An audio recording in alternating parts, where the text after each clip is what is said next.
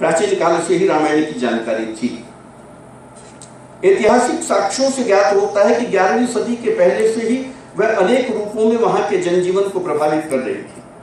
ऐसी संभावना है कि लोकाख्यानों और लोकगीतों के रूप में रामकथा की परंपरा वहां पहले से विद्यमान थी, किंतु बर्मा की भाषा रामकथा साहित्य का उदय 18वीं शताब्दी में दृष्टिगत होता है।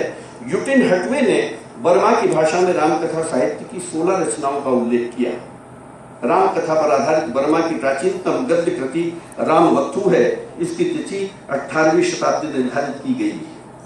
इसमें अयोध्या कांड तक की कथा का 6 अध्यायों में वर्णन हुआ और इसके बाद उत्तरकांड तक की कथा का समावेश 4 अध्यायों में हो गया।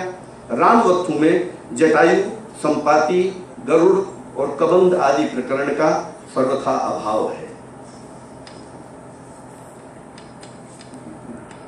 कथाएं विलग विलग मिलती हैं। कई देशों की कथाओं में श्री जानकी जी को रावण की बेटी भी कहा है। कई जगह मंदोदरी का विवाह दशरथ के साथ होना बताया गया है। इस तरह से बहुत सारा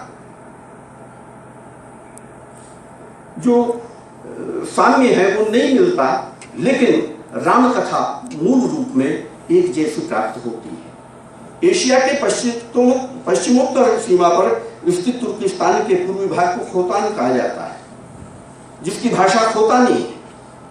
H.W. बेली ने पेरिस पांडुलिपि संग्रहालय से खोतानी रामायण को खोजकर प्रकाश में लाया।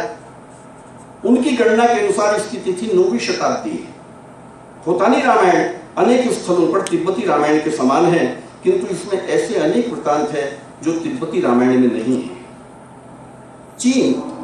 चीन के उत्तर पश्चिम में स्थित मंगोलिया के लोगों को रामकथा की विस्तृत जानकारी है।